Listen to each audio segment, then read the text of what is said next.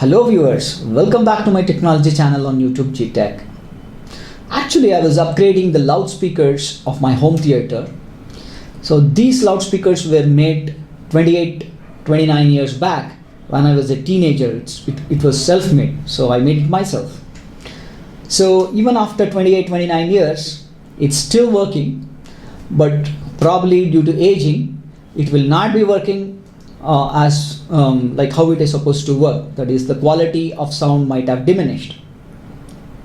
So I thought, let me upgrade it, because the wooden frame, everything is intact and perfect. So I'm planning to change the drivers as well as the passive network that comes inside the loudspeakers. So it's a three-way loudspeaker system. It's a tower. I was looking for various say local stores as well as online stores to find the suitable replacements. So I started with hunting for the three-way passive crossover network. So what I found was it's very difficult to get good quality networks. That is the first problem. So else you have to make it, you have to do it by yourself. So right now I don't have enough time to do it. So in a future date, probably I plan to do one myself. The second problem is they are expensive. So so finding the right store to find a network that's cost effective as well as reasonably good was a daunting task. So finally I was able to find a store where I think I have got a good material. So the name of the online store is DIYaudiocard.com. So they specialize in all the things, all the components, all the modules related to high fidelity audio equipments. So probably you can buy a lot of parts from them of high fidelity audio quality and do lots of things yourself, like for your DIY projects. So in this video, let's unbox the parcel that I have received from DIY Audio Card. So let's start. So here is a parcel that came from DIYaudiocard.com. So it came on time. So from Chennai, it's a Chennai based store actually.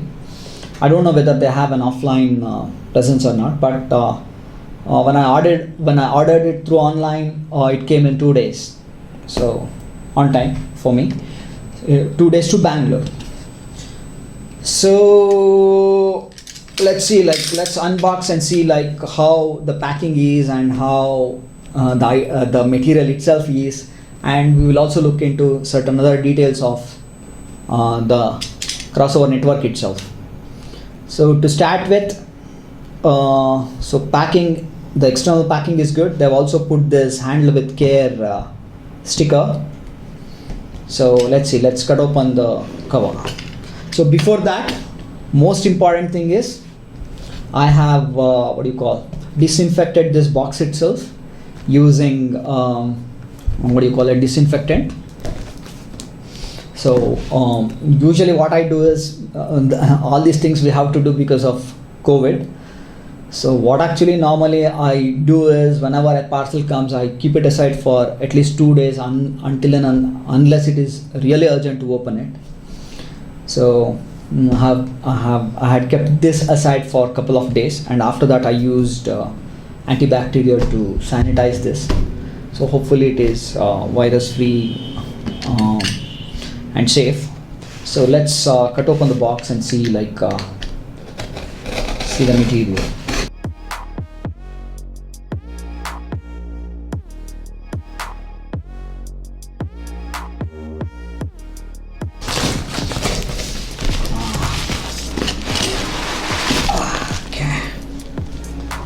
So they have attached the invoice to the external box itself. So I will recover it later.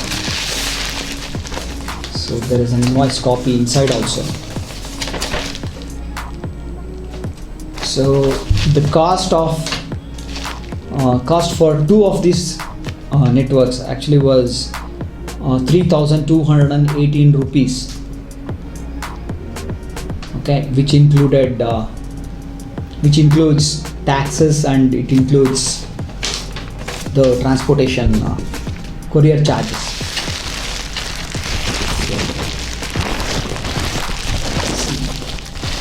Packing is pretty good. So,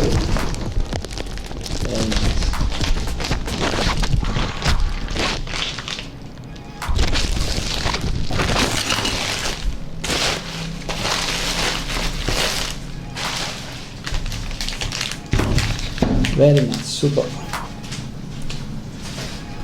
So here is the material. So the two networks that I ordered, you can see here. So let me can you pass on the zinc spray?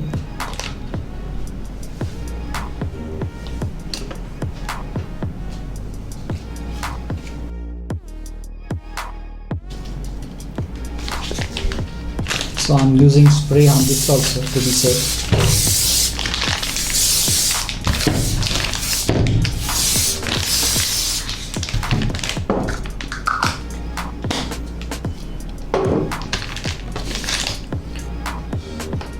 So this is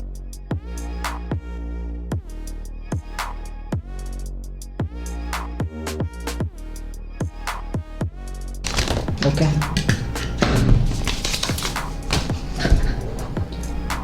So here are the crossover networks. It looks superb for the price. Similar things actually from other brands. Most of them probably are imported from China. So they cost around 6,000 to 7,000 rupees per unit. So this cost me just 1,300 rupees. That is exclusive of taxes and exclusive of taxes and exclusive of transportation. So some specifications about these networks. So first of all, these are 8 ohms networks. So I wanted 8 ohms network because all my drivers are 8 ohms. So in my loudspeaker. So then I wanted to build a 100 watt loudspeaker. So this was again suitable because this supports this so it can work till 100 watts. So next thing is as per the specification, the crossover frequencies, crossover points are 1,000 and 5,600, I think, of 1,000 and 5,000. So first crossover is at 1,000 hertz, 1 kilohertz, and the second crossover is at 5,000 hertz or 5 kilohertz. So those are the crossover points. So once again, for low pass it is 12 dB per octave roll off, and for band pass it is again 12 dB per octave roll off, and for high pass it's 18 dB per octave roll off. So that is once again as specified by the manufacturer. So one important thing I liked about this particular network is it doesn't use any resistors. So mainly it uses inductors and capacitors. Many networks use resistors to match impedance. So I don't think you can get a good quality output with those. So there are 5 inductors and 6 capacitors in each network. So we will try to trace the circuit diagram of this, and I will try to draw this on the board. So let's see it now. So now here is the copied circuit from the crossover network that I have purchased or procured. So now as per the manufacturer, so for woofer and mid bass it's a second order filter, and for tweeter it is third order filter. Let us see if that is correct. So as we know, in a second order filter, we have two levels of filtration. So as the manufacturer has specified, there is one level of filtration through these inductors. They have put two inductors, maybe because they could not find an inductor of a specific value. That's why probably they have put two inductors in series, or probably to fit the size of the PCB also they might have made this modification. Once again, we have two capacitors in parallel here. So once again, this could have been replaced by a single capacitor, maybe because of non-availability of that particular value they might have put two capacitors, but effectively it's an inductor and in series and a parallel and a capacitor in parallel. So this inductor is going to block all the signals above it's going to block all the signals above 1 kilohertz, that is as per the specification, and those frequencies which have sneaked in will be bypassed to the ground here. So this is the ground wire, so will be bypassed to the ground using these capacitors, and finally a filtered signal goes to the woofer. So this is a second order low pass filter now. So that's fine. So coming to the tweeter. So for tweeter, the manufacturer says that it's a third order filter. So as you can see, here we have a capacitor, first level of filtration. So L, this is also called as an L circuit, something which is like this. So we have a capacitor at first level. So this is going to block all the low frequencies and let in only those frequencies after 5 kilohertz according to the manufacturer's specification. So then if some frequencies, low frequencies have sneaked in, so this inductor is going to bypass that to ground. So all those things which have sneaked in.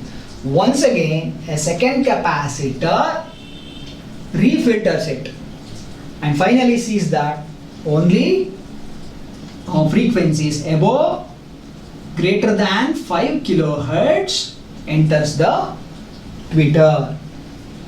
So that's how this is working. So now coming to the band pass. So again, very simple.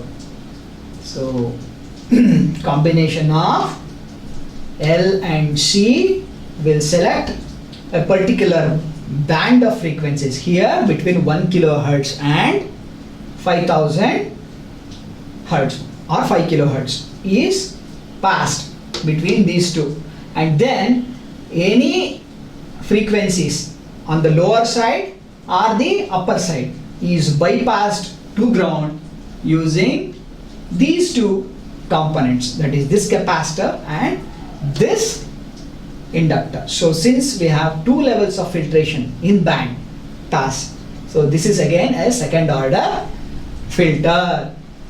Very simple. So in this way we have an efficient, we have a better filtered band pass signal at the mid pass. So that is how the circuit from this particular crossover works.